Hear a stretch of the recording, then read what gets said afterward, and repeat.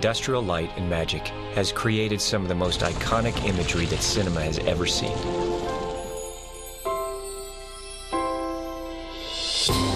For the past 35 years, they have transported us to worlds beyond the reaches of our imagination.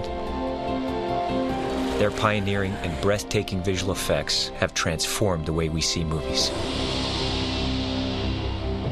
We're all jaded when we go to movies. I mean, we watch all kinds of stuff that we aren't supposed to be looking for.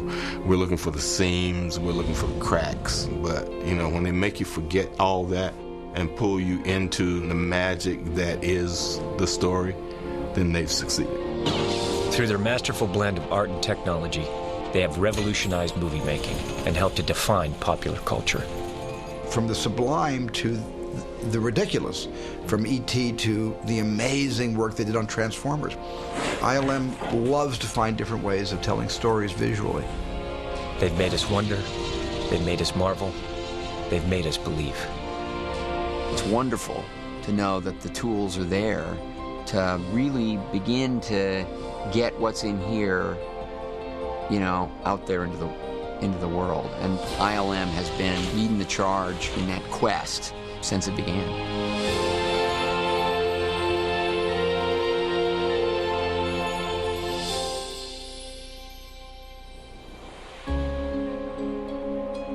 The digital era that dominates modern-day visual effects was ushered in by ILM. Hundreds of artists work collectively to create complex imagery from a variety of elements that combine to perform a masterful illusion. Action! Through their technology, ILM has given filmmakers the means to achieve anything. Photorealistic characters and environments can be created from scratch, such as on Iron Man 2 and Avatar. But these high-tech advancements have not come easy, nor have they come overnight. The roots of today's cinema magic goes back over 100 years.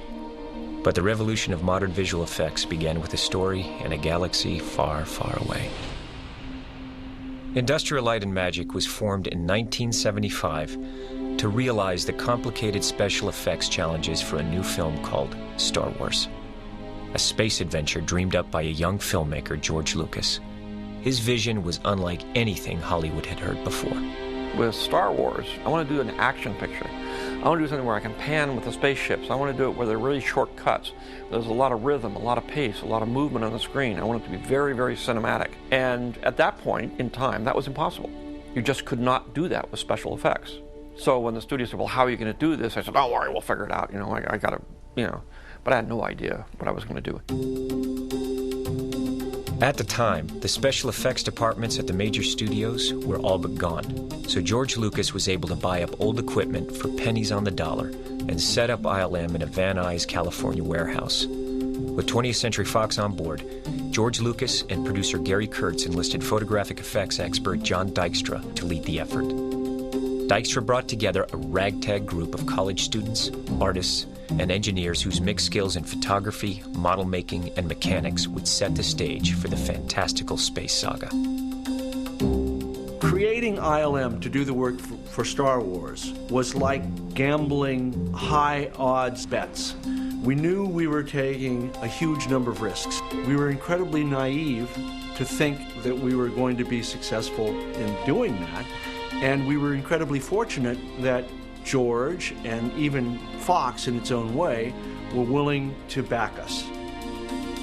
When I read the script, I was just saying, my God, what is this movie?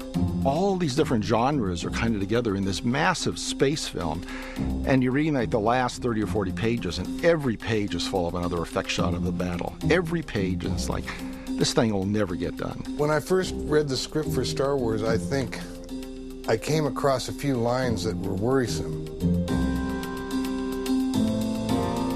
The description, unlike anything you've ever seen before, to most studio executives and to producers and even to directors, was daunting. We had 365 shots to do for this movie, which had never really been done for an effects movie. It was really fun because we all knew that we could do it. Because we had this nexus of talent that was just outrageous. To create a believable universe in the pre-digital age, known as the photochemical era, ILM had to advance the use of traditional handcrafted effects techniques, such as animation and rubber mask creature work. Artists would use matte paintings to increase the scope and production value of a scene by extending environments painted on glass that would be photographed and combined with live-action elements. Detailed miniatures and models were built and shot against blue screen to allow the placement of other elements into the scene. In a process called optical compositing, ILM retooled a dormant optical printer that allowed for a record number of separate film strips to be rephotographed and combined onto a single layer of film. I knew what I was up against, and I knew how I wanted to do it, but I was constantly bumping up against the technology ceiling. Sometimes you'd have as many as 100 different elements going through, and it'd take 24 hours to do it, and if you made one mistake with one element, you had to start over again. There's no second chance.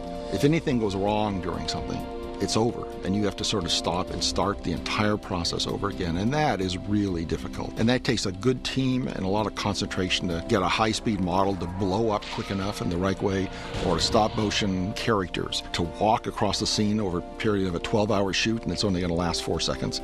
There can't be anything go wrong. No light bulbs can blow out. No, nothing can be bumped accidentally, between each frame of film. So it's really hard to do that. It had to look real. And so that was the trick. We would paint ourselves into a corner and have to invent our way out of it. We all knew we could depend on each other. There was this kind of spirit of camaraderie, and so many of us gave our best ideas to the show. John Dykstra designed the revolutionary Dykstraflex. This computer-controlled system allowed for the programming of dynamic and repeatable camera moves. The Dykstraflex facilitated the combining of numerous elements into a single dynamic shot, freeing up the stationary camera that had been the norm in model photography for over 100 years. It was like we were in Florence during the Renaissance. There were so few places that did that type of visual effects, and there were so few artists that could do it. It was very rare, very wonderful, and it was a rebirth of the industry. Star Wars was the beginning of a renaissance of visual effects, and Star Wars woke up a sleeping giant. George anthropologically looked out at the world and said, "What's missing here?"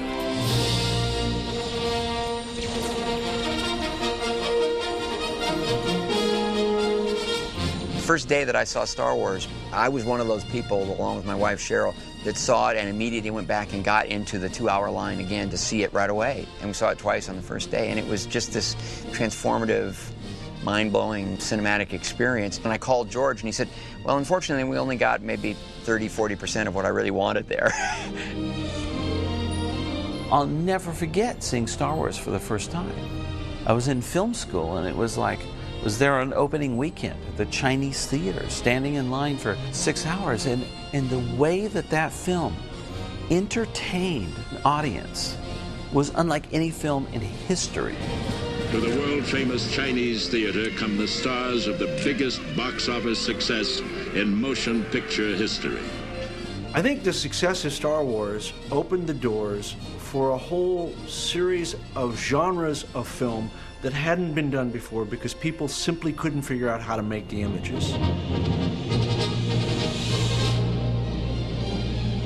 ILM was born out of sort of a rebirth of the beginning of cinema, which is to say, it's all a trick.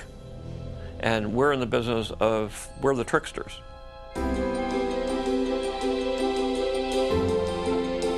The historic success of Star Wars allowed George Lucas to establish a filmmaking center outside of Hollywood. He relocated to Marin County, Northern California, and eventually built Skywalker Ranch. ILM would set up shop in the nearby town of San Rafael, inhabiting a nondescript building known as Kerner Optical, their home until 2005. They immediately began work on the next Star Wars film, The Empire Strikes Back. All in all, the real impetus of ILM was to keep a core group of creative people and the highly technological environment they needed functioning. It was really clear that in order for ILM to sustain, we did have to find a model that would work for becoming a viable business and working for multiple filmmakers. ILM opened its doors to the outside film community, becoming the first independent visual effects studio to realize the visions of directors with unique stories to tell. First film I collaborated with ILM on was Raiders of the Lost Ark. Most of the effects of Raiders came at the end when they opened the Ark of the Covenant. And the effects involved, creating the power of God, I guess, of what was coming out of the actual Ark. The spirits.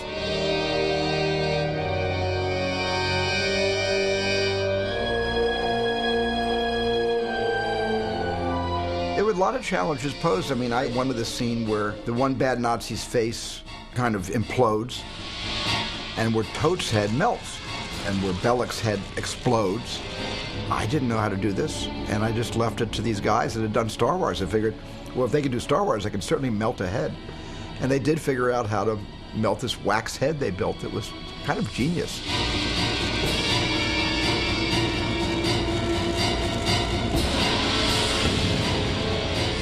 And that was all the beginnings of my relationship with ILM. While ILM continued to push the boundaries of photochemical effects, George Lucas could see the potential for an entirely new way of creating cinema magic. In the same way George had so much vision about marrying computers to cameras and optical printers, he felt that there were probably ways to create all of the kinds of things he did in Star Wars in the computer. He felt there were ways to do editing with computers. He thought there were ways to create and manipulate music with computers. And those three things led him to start the Lucasfilm Computer Graphics division that he hired Ed Catmull to start.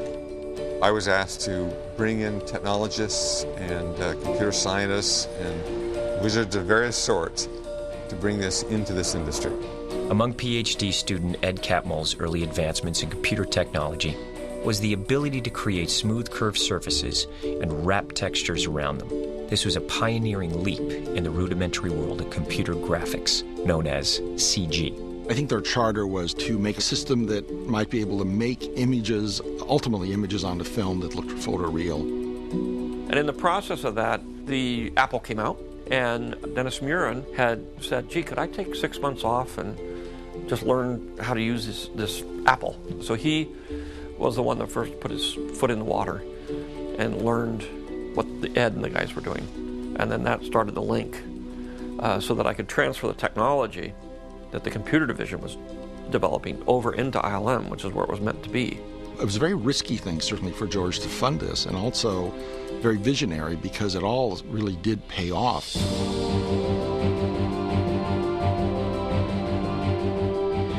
Today's powerful computer-generated imagery owes its roots to this early CG group, who by 1982 were able to prove their various skills to create a sequence in Star Trek, Wrath of Khan.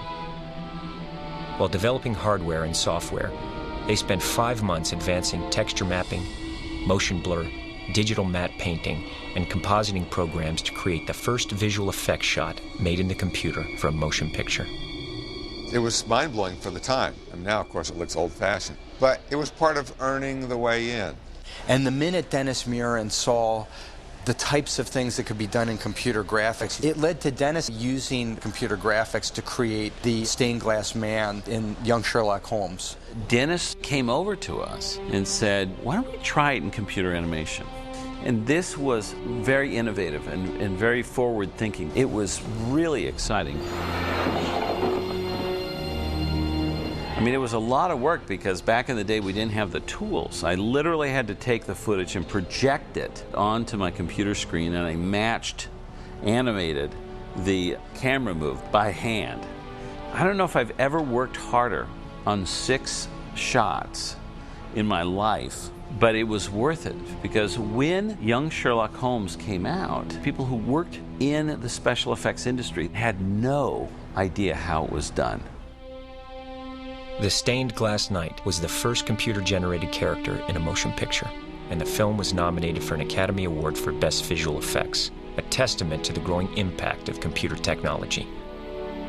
ILM's work in stop-motion animation and optical effects would advance further into the digital realm with George's next movie, a fantasy epic he asked Ron Howard to direct. Dennis Muren called George and I over to his office there at ILM, and he said, we're beginning to use computers to work with film digitally, the first time I ever, heard that phrase used, to sort of blend film images. So there was this one transformation that we needed to make in the movie. I assumed we'd have to do it the way werewolf transformations had always been done, with dissolves, cuts, and he thought we could do it in one shot, which was a really interesting notion to me. And he said, I can't guarantee it's going to work, but, you know, it just might. And it was the first morphing shot ever done.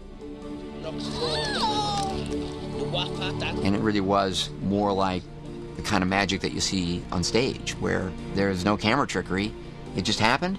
And of course, there was so much technology behind it, and it was all breakthrough stuff. That was amazing for me. By the late 1980s, the computer was threatening the analog ways of old. The Lucasfilm Computer Group had developed an astounding array of tools that remain today's industry standard. The first digital editing system, the first digital audio editing system, a film laser scanner, and a powerful graphics computer for digital compositing and high-resolution imagery. The Pixar image computer and its processing software called RenderMan enabled the group to create a breakthrough computer-animated short film, Andre and Wall-E B, which inspired them to pursue their far-off goal of a full-length animated feature film. At the time, as the vagaries for finance come up and down, George realized he couldn't afford all of this because there were so many things going on. And so we had some meetings with George, and we said, well, we really want to make an animated film. And he said, well, that's not what I want to do now. He wanted the technology. So we started down the path of selling off the group to be a separate company, which is what became Pixar. So we set up our own CG group within ILM instead of Lucasfilm. That's purpose was to do CG work only for films. And it was great. And it took a couple of years or so to really get it going. We did some wire removal stuff, then eventually we did The Abyss. It was The Abyss that I think in many ways put a larger stake in the ground for the notion of digital characters in live-action films created by the computer. It ended up being about 90 seconds of animation. It used a mix of computer graphics and traditional optical compositing techniques, so it was kind of a transitional step. That was something very new for us. There were not a lot of established procedures for doing any of this work at the time, so we just dove into it and we were making it up as we went along. It was just so exciting to be able to see that what had been a promise for so long and so difficult to do because nobody had ever done it before. The tools were now in place, the software was in place, the hardware was sort of in place. It was a matter of applying them. What happened after The Abyss came out was a number of projects that had been sort of circling, needing effects that couldn't have been accomplished before really started to rise up. One of them came out as a direct result of The Abyss, which was Terminator 2. After Jim Cameron felt that we'd successfully created what he wanted for The Abyss with CG animation, he then created a character in Terminator 2 that had to be done in computer graphics. I think that was the real breakthrough film also for CG. We did all our work with digital compositing for the first time. There's no sign of any sort of matte line around anything or any grain mismatching that used to tip people off to an effect shot. It looked like it was right in the scene. So we've got 52 shots in it, and most of the people I don't think had any idea how we did that work. In order to create the shape-shifting T-1000 Terminator, ILM employed a revolutionary laser scanning process to capture Robert Patrick's form and expressions that would enable them to animate and model a realistic computer version of the actor. It was a lot of breakthroughs that we had to do to get that show done, to get the CG to work, all the reflection maps on it, and not have it just rip its geometry apart, and being able to pan the computer camera to match the background live action camera, so we can follow the guy's feet as he's walking across the checkerboard floor, and up from that grows this head. And that was really, really tough stuff to do. You know, it was on the cutting edge. So everybody in this industry is saying, wow, everything's changing now. So then there's this general awareness that the technology is coming into this industry. So with that film, it made the awareness that something big is coming.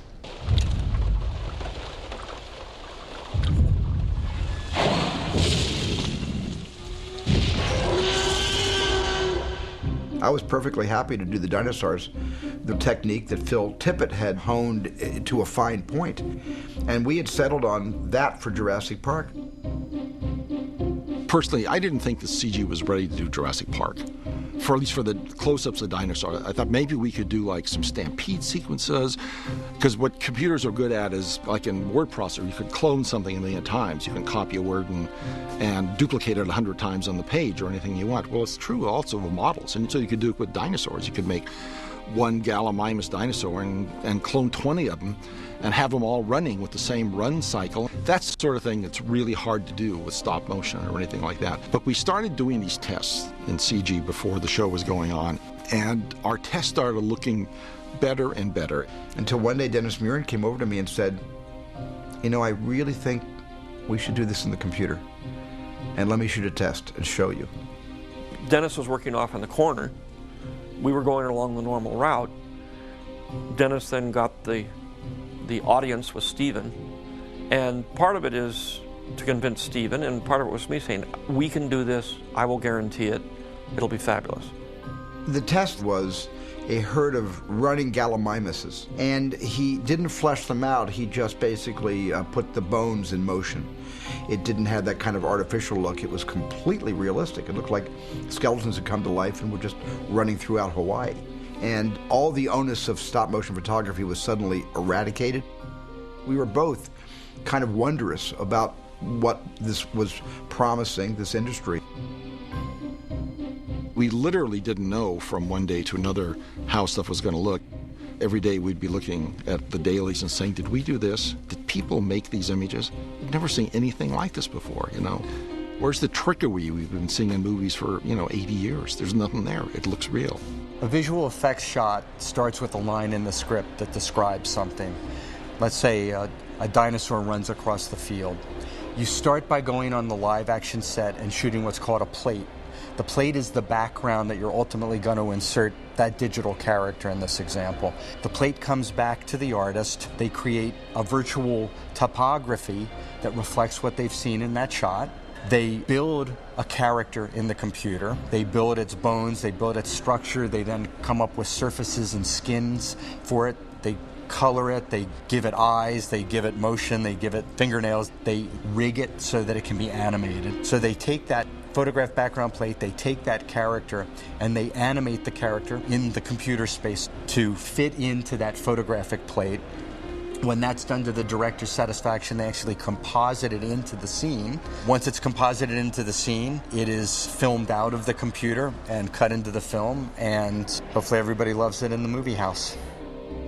Here, there was not even going to be a thought in the audience's mind that what they were seeing was not absolutely real. And because Stan Winston did this amazing job of creating full-size life replicas of a T-Rex, we were able to effortlessly cut together the digital dinosaurs with the Stan Winston full-size dinosaurs, and the audience sometimes was confused as to which was which.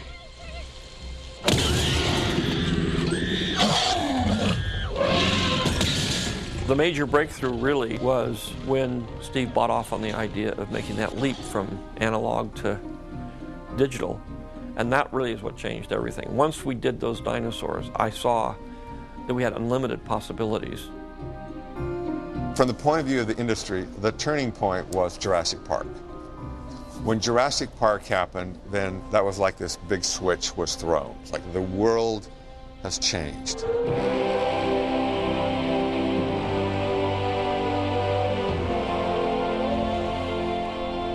It started a kind of revolution and an evolution that began to move faster than the speed of light.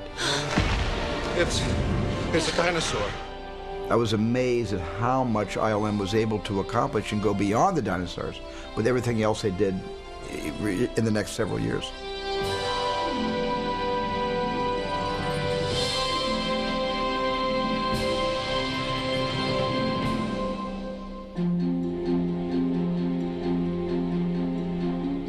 Transferring the culture from an analog culture to a digital culture was huge. Huge problem. Lots of pain, lots of heartache, lots of emotions for people who were, getting crunched in the shift. It caused concern for the people who were used to doing traditional effects. You know, would their jobs become obsolete someday? When I started working in computer graphics training, they referred to me as going to work for the dark side. The model shop were threatened by this whole division that was growing up. And I was one of the few people who made the first jump into CG from the model shop. Since then, been many, and we've all been, on the whole, been very successful. But at first, it was not considered to be loyal to the shop. I had an interesting experience where we'd had a shot in the movie that was just really bad. It was an optical composite, and we redid that comp with some frustration, and people didn't want to do it, with digital, with Photoshop, and it's like night and day. So I showed this to one of the old-timer optical guys who had done it the first time, showed him both versions, and I said, which one do you like? Because I wanted to bring him into the digital world, and he picked the old one. And I thought, what the heck are you seeing? What's going on? And I realized then there was a problem here. You know, there's fear going on, denial is going on, but he ended up being one of our best digital compers once he came over to it and saw what he could do. Right around the same time, Bob Zemeckis did Forrest Gump, and Forrest Gump had a similar importance in terms of changing the industry. What Jurassic Park did in terms of big in-your-face visual effects, big characters, bringing fantasy and sci-fi to the foreground, Forrest Gump did in exactly the opposite and understated way. Invisible effects, doing things that you couldn't do before, changing people's performances by changing the way their lips moved, changing the skies in pictures to create a different mood. All kinds of little things that, had you been able to photograph it that way originally, you would have, but you couldn't, so you manipulated everything to enhance the storytelling. At one point in Forrest Gump, he's playing ping pong. And he's playing at this phenomenal speed. You might ask, how did Tom Hanks learn how to play ping pong? Well, the answer is, of course, he doesn't. He's just moving the paddle, and somebody's putting the ball in, and it's used with Rennerman. So it's this simple little thing, but what it meant was a story point would go into a movie, and the audience doesn't know or care about it. And we reached that point where it's not about special effects anymore. It's about telling the story. So suddenly, visual effects has a place in dramatic films and comedies, all types of things that it just didn't fit into before. And at that point in time, everybody started to try to figure out how to dust off those old scripts they had that they didn't know how to make before. As ILM approached their 100th movie, they would be challenged with the next level of realism. It was the beginning of kind of working with CG creatures. Because I remember at one point there's a wall blew open and then a guy came through. He's the rhino. Okay. And I said, run away from the rhino. And that was the beginning of kind of, okay, imagine now, that's the rhino, the one on the right is an elephant. Phil is the hippopotamus. Okay, good. Okay, I got it. Let's do this. Run! It's a stampede! Basically, it's just fight or flight. Most of the time, you're just running. It's not a creature that's, having a dialogue. It's nothing that's talking to you. It's basically chasing you or confronting you or running from you, or you're both in a state of fear. I was amazed by all the larger creatures were insanely beautiful. And I found out that they had taken some of the programs from Jurassic Park and applied them to elephants and rhinos. And they're working you through going, you can't go there, you have to look over there. And they're going, literally, this area is a no-go. Especially if you're thinking, well, can I run over there? No. Why? That's a pit. Okay, cool. It's a twister! It's a twister!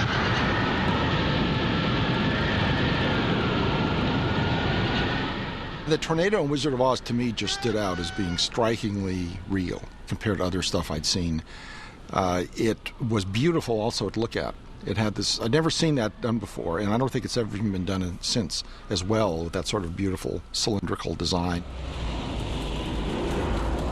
ILM is consistently breaking new ground. I think that the visual effects industry requires that. Twister, I remember, got green-lit because of a special effects shot that ILM did, and we did a test, and we sat in the screening room at Amblin. Everybody loved the shot so much that that's when the movie got green-lit at that moment. When we started working on Twister, we were dealing with really organic materials, things like dust and debris and tornadoes and water, and those things hadn't been solved, and creating those elements in the digital world was extremely difficult. We had to develop our own particle system, and a way of rendering the particles was realistic. In doing anything photoreal, you need to look at the real world around you to see how light bounces off of things or illuminates us, or how cloth bends and how people move and animals move. ILM's stock in trade is photorealism, that we make stuff that you can really believe is real. A lot of painters and a lot of the modelers tend to either fall into what we call a hard surface camp, which are things like planes, spaceships, hardware, and then you've got your organic creature type stuff. What helps me is to go back to real things, to study nature, to see how a feather functions, how it's actually constructed so brilliantly. And if I can take some of that enthusiasm and curiosity, I can bring that into my work. To create the reality, the visual effects supervisors lead an army of production managers, artists, and technicians to realize the most complicated imagery, on time and on budget. The starting point begins with the ILM art department. The concept artists and the art department in general are sort of the front end group or the spearhead to get everybody on the same page, a starting point. In a lot of cases at ILM, they'll be designing the effect sequences or the creatures or the environments of the world of our clients, the directors we work with. As often happens, directors ask ILM to create imagery that has never been done. The visual effects supervisor brings these challenges to ILM's research and development department. One of the great things about ILM is that you have an R&D department. I can go to them and say, you know what, I need controllable smoke. It just has to do this. And you've got a brilliant team of smart people that can say, okay, you know what, we're going to make a smoke system, and they come up with the goods. Everything that you see on the screen is meticulously assembled out of hundreds or thousands of different elements. And those are all there because an artist put them there. So much of it is about giving them tools to layer in greater and greater complexity, but always with the control that's necessary to give the director the images that he's after. On set, the visual effects supervisor is responsible for delivering the live-action elements to ILM's artists. When you're in principal photography and you have 350 people in the crew, and your day is costing about $250,000 a day, and there is a question and you need to answer that question, everybody turns to you and you have about 2 seconds to say exactly what you need these people to do, and then they do it. One of the things I love about this place is the ILM methodology. We try to create an atmosphere here where creative people are free to share their opinions about things. Somebody has a good idea about a shot, say it. And when people are honest about what they think, the work is better. There's amazing times when you're struggling with something. You're maybe working on it for days or even weeks, and everybody's thinking about how to solve a certain problem. And you really get a sense of a community art going on at that time, where it's all been worth it, and they've come together and contributed to something that's never been done. Nearing the dawn of the new millennium, George Lucas returned to ILM as a client with the daunting task of making 3 new Star Wars prequels. George had to wait to do the prequels because his vision was so grand and it was so big, and he wanted to do so much that he had to wait for the technology to catch up. And I think what he saw in ILM, in the work that ILM was doing throughout the 1990s, sort of encouraged him to believe that finally the time had come and it was absolutely possible to achieve greatness. I could sort of come in and push things forward as the owner and as the client. We're pushing the envelope in a few places, but the biggest issue is volume. It was just the amount of stuff. We were attempting a scale of visual effects that had never been done before. Over 90% of that movie has some sort of visual effect in it. We over doubled the size of our computer graphics department for that movie, as well as the potential change in culture of the company because we were growing so much. So there was the trepidation of, wow, have we bitten off more than we can chew, and can we do this? It's not just that we have to do it for this picture, we have to do it for 2 more pictures, and also if this picture works, then everybody else will want it done for their picture. And what are we going to do? We had over 2,000 visual effects shots in it. There were so many aspects of what needed to be depicted that couldn't be done with the tools that we had at the time. It's painful, it's scary, and a lot of things, and you need somebody there to hold your hand and say, look, I'll take the blame. If this doesn't work, I take the blame. And that's why I've always done it on my own movies. Okay, so listen, I'm doing my damnedest to figure out, well, how do we even do a shot like this? And okay, well, these are the techniques I think they're going to be the most bang for the buck. And geez, well, you just have to be able to animate that in 2 weeks. We had very dense scenes with hundreds or thousands of characters in them. We had to do rigid body dynamics, cloth simulations, synthetic terrains. You know, the list of things that we needed to develop new tools for was quite large and intimidating. The real point is how can we manage to change the operating procedures in a way that we can completely revolutionize the way we make movies so that this is all doable. We'd have discussions back and forth in the beginning, you know, the supervisors and myself, and said, no, I want to do this and I want to do that. And they said, well, yeah. And sometimes I'd say, we're going to do it anyway. And they said, no, we can't. And I said, we're going to do this. I know we can do this. What he brought to us was something that had never been sort of accomplished before, and he really pushed us as a company to grow and learn how to create such a large vision.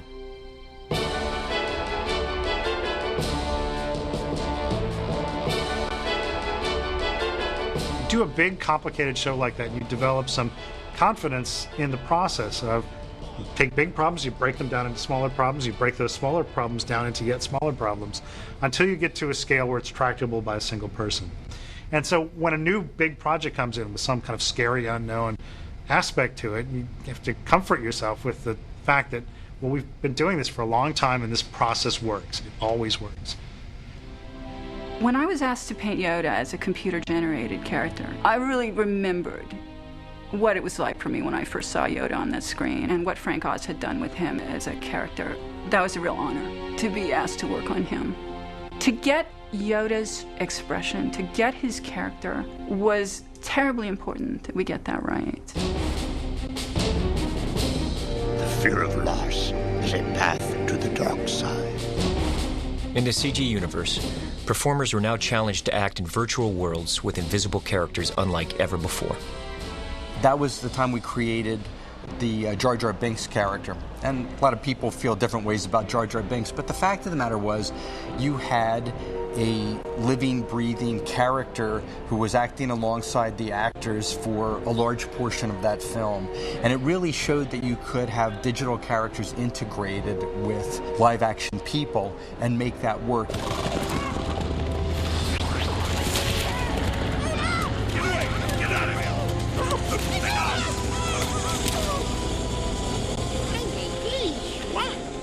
I remember meeting Liam Neeson after he'd done one of the Star Wars movies, and he went, Robin, I don't know anymore. I really don't want to act. I've given up. I don't really think I can. I think because I've just spent time looking at an X. I don't know what it's about anymore. Really, I've trained to do lots of amazing things, but now I've just been looking at an X for a long time. And if I saw him, I went, oh no, they've gotten poor Liam. Dear God, dear God. I would have liked to have worked with a Yoda character. That would have been fun. Because I've worked with the Muppets, and I can deal with the fact there's a guy under there going, I'll work with the puppet, I see you, it's okay. Syntax none have. The dark side clouds everything. Impossible to see. The future is. They would bring the puppet in so you could see it and get a visual of how tall he was or where he was going to be. And sometimes I had to walk with him and talk with him, which was kind of new too, because he usually didn't walk and talk. That was a whole bunch of new stuff that they were able to do with him. So I just had to pick a spot and kind of do it. I kind of like that. I'm an only child, so I played by myself a lot in my room. I made up stuff. And I'm used to fighting things that aren't there, talking to people that aren't there. It's perfect for me. So when actors complain about it, I just kind of look at them and go, where's your imagination? This is the perfect time to do what you want. I was very happy to know that I was part of something that was changing the way people were going to make, watch, and create film for the rest of the time. The Phantom Menace was released on May 19th, 1999. And became the highest-grossing Star Wars film of all. Its success paved the way for the next two films that were shot completely on digital high-definition cameras, showcasing the most extensive use of virtual characters and environments ever. George brought the original Star Wars universe back into popular culture in a whole new way. You're George Lucas! I take it you're here for the Star Wars convention. Oh, dear God. Oh my God, George Lucas! All of the films that Lucasfilm has made have become culturally significant in one way or another. And people have a very emotional connection to props and costumes and artwork because it's part of something much larger that really affected them. So when I walk around here, everything that I see fills me with memories of, you know, a movie that I watched, an experience that I had. It's pretty incredible to see all the costumes, and it was like nerd's paradise. All of a sudden I was 12, like, that's so cool.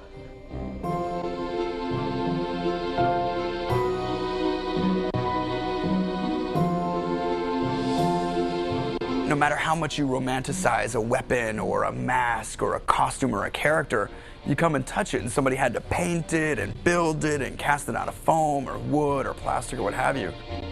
It's really wonderful and heartwarming for me to come up here and see these models that I built almost 30 years ago, because it brings back so many memories. You don't think about these things for so long, and then you see them, and it's like, oh gosh, I remember when I built that.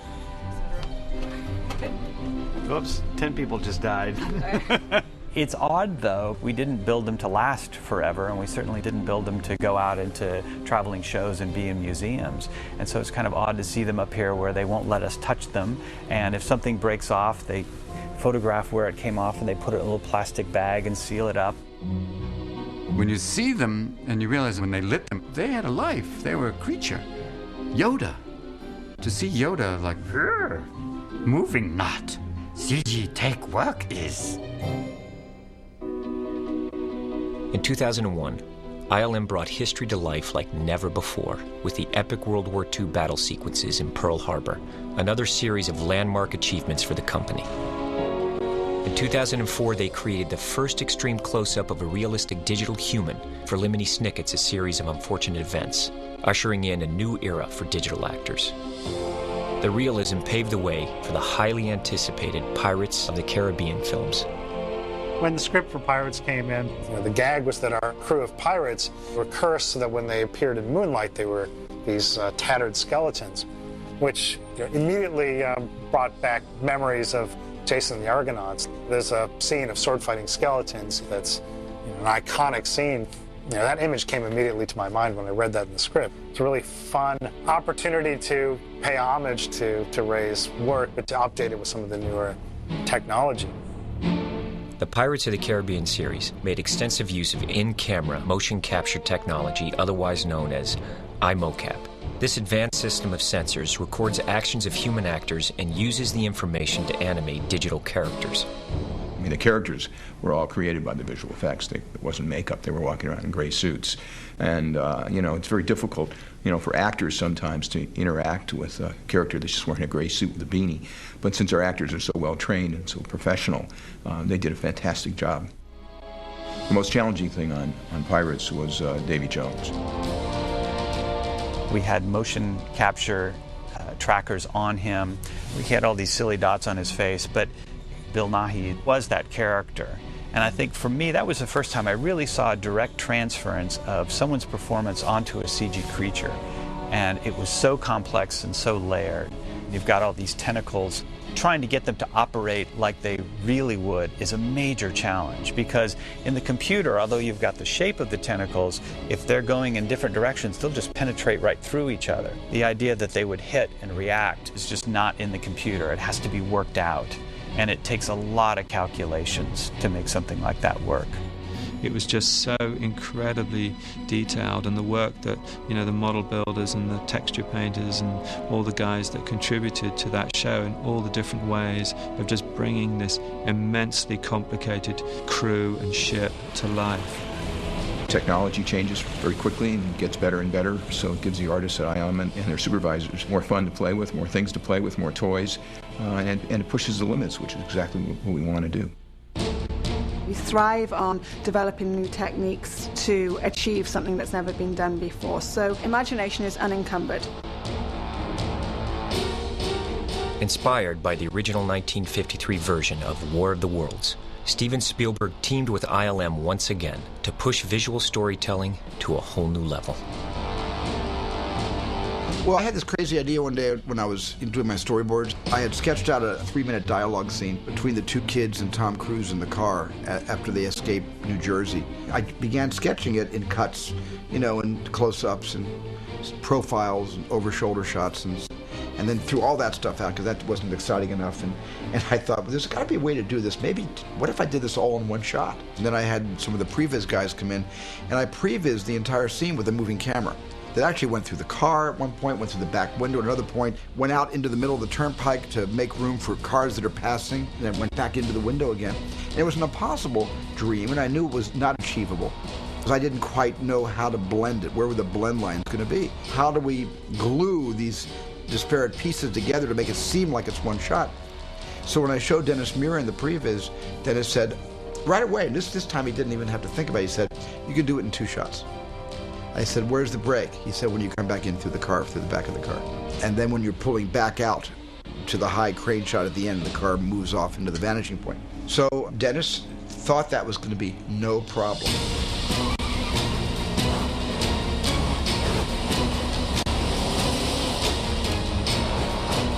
I don't think there's much clue that you're seeing an effect in those things because there's no camera cuts. It's done much more like documentary style. And that's got a really great sense of surprise when that happens. It's much more realistic and immediate.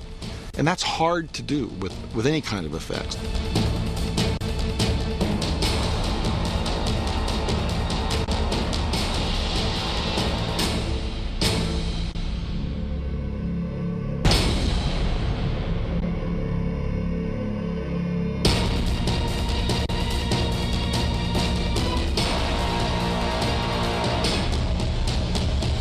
Every little thing as a collection of what we do in the history of all the films that we've done kind of goes into every movie that we're doing right now. Transformers represents a colossal collection of all these different stair steps of ideas on the way. By this point in time in computer graphics, we have learned how to do hard, shiny objects, yes, but have we really conquered how they're lit? Have we really conquered a more realistic style of animation? Or a cooler style, let's say? No. We're constantly reassessing, what can we do better? Then we start designing the robots. And I think initially a lot of the robots were made out of all these questionable materials that look very CG-ish.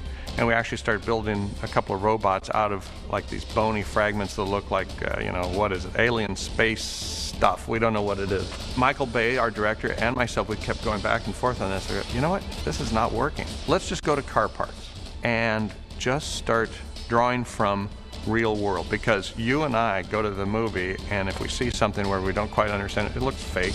If you want it to look photoreal, well, what does that mean? It's got to look like people made it. And so that's why we gravitated all toward, these designs that were more or less things that we know. I think the transformation scenes from the first movie, were something that people had never seen before. So there were about 10,000 moving parts.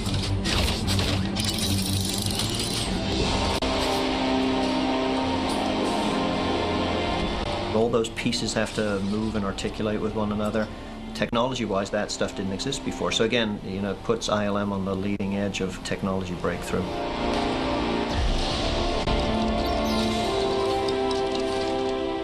On Iron Man, we drew a lot from what they learned on Transformers. And that made me extremely comfortable with how ambitious to get with Iron Man. Because I've always been a bit of a skeptic about CGI. I think primarily because it hasn't been done right in many cases. The challenge was, I think, initially to impress him with the idea that we could make the Iron Man suit look pretty seamless and realistic. I love this suit! The other issue was that there were some very beautiful practical suits created by what was then known as Stan Winston Studios. Robert, he was finding the suit very uncomfortable to wear, and so he would usually pull 1 or 2 pieces off just so that he had more freedom of his arm movements. It was clearly still constricting, so he pulled more and more pieces off, and in the end I said, look, let's pull it all off. I'm confident, based on what we've done, that we can replace the whole thing. And so we did. We pulled it all off, and I was putting the markers on Robert, and he's like, I love you, because it was so happy that he could just now act and emote, and we would just add it all digitally later. At one point in the process, I was giving notes on a shot, saying how I didn't believe a certain reflection. It looked fake to me. And that's when Ben Snow, who was the ILM supervisor, said, that's the real suit. So I was giving notes on the real suit, thinking it was the CGI suit. And that's when I knew that it crossed that line. And from that moment on, I realized that technology was a good one. It had passed the point where I could tell the difference. And then it became about how best to design the shots to make full use of what it could do well, and not to ask of those shots or that technology what it wasn't good at. And so I think a lot of times now when you see bad CGI, it's because of poor planning on behalf of the filmmaker, as opposed to the artists that are working on it. And that's a big leap. That's a big change. And so now I think it's incumbent upon the filmmakers to learn more about CGI, because it's a tool that's here to stay.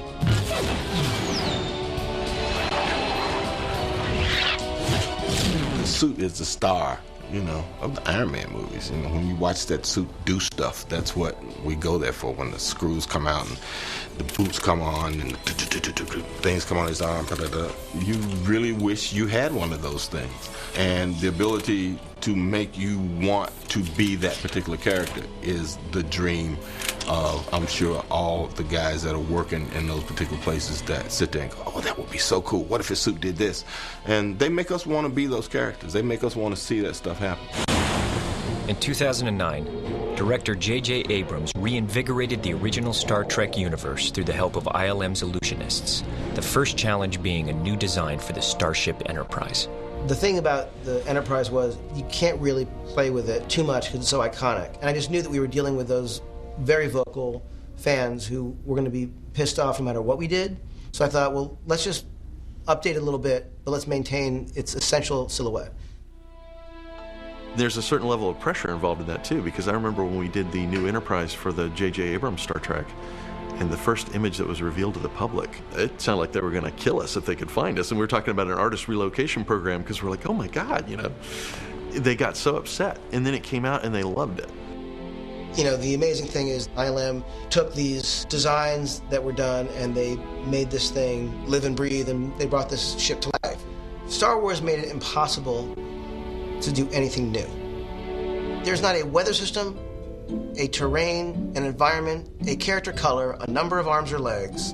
There's nothing that he did everything. It's, in the last 3 films, probably exponentially more than, all science fiction films put together. Every once in a while, someone would whisper, remember, Star Trek came before Star Wars. And I was like, yeah, it doesn't help me, because George has outdone it. ILM made the most of practical and visual effects magic by shooting 2 very different worlds side by side. Just 30 feet apart in the parking lot of Dodger Stadium, creating Kirk stranded on the icy Delta Vega planet was done from a partial set under the balmy skies of Los Angeles. It was a really fun magic trick to get to kind of shoot those things so closely and yet have them seem so worlds apart. There's a step with lighting and rendering that is just unnervingly magical. When you get it, you're like, You can work on a shot for months, and you go and watch one of the movies you've worked on, and it's, you see the audience react to something, you go, wow, that's awesome. So it's very fulfilling from that aspect. It just requires an incredible organizational and artistic endeavor, and I think that the fact that it works as well as it does is a testament to how ILM is built and the kind of people that work there. It's an amazing team, a huge, amazing team. In 2005, ILM moved from Marin County across the Golden Gate Bridge to a 23-acre complex at the historic Presidio. Within this house that Star Wars built, ILM's team of visual effects wizards continue to push the envelope. From their humble beginnings in a Van Nuys warehouse to a state-of-the-art facility, they've single-handedly transformed the photochemical days of old into a new digital era, changing the industry one film at a time. Over the last 35 years, ILM has created visual effects in nearly 300 movies. Their innovations in artistry has been recognized with 15 Visual Effects Academy Awards, 23 additional nominations, and awarded the National Medal of Technology. In dark theaters everywhere, they transport us to other worlds with their cinema magic, always inspired to create the impossible. I think ILM's greatest challenge is, in a way, their own reputation, and continuing to grow and expand and live up to the standards they've set. This work is very complicated, it's very labor intensive, but it's to some extent become commoditized, and the expectation is that the more of this we're doing, we should be getting cheaper. The competition from overseas especially has been really hard when the salaries are so much less than here. So how do we work faster and better and still keep the quality up? And we've had a lot of people who've gone through ILM, set up other companies around that are doing great work also, and to try to keep on top of it and come up with the next thing that's better than what someone else is doing. ILM's body of work is something to be extremely proud of. I mean, you go back and look at all the things that ILM has done. It's the history of movies at the last part of the 20th century and into the 21st century. Lightning just keeps striking at ILM. That's the remarkable thing about ILM. It's not like they had their moment and it's moved on. They find ways to reinvigorate that facility by breaking new ground. I think ILM's biggest accomplishment isn't any one show. It's that they've managed to realize the dream that any filmmaker would have, which is the ability to do anything. The ability to continue to make us believe what we see is the true genius of what these guys do. George made his company available to every studio and to every filmmaker. And in a sense, it was the first time that had ever happened before, where a company was formed for all of us to be able to achieve our impossible dreams. And George made that possible for all of us.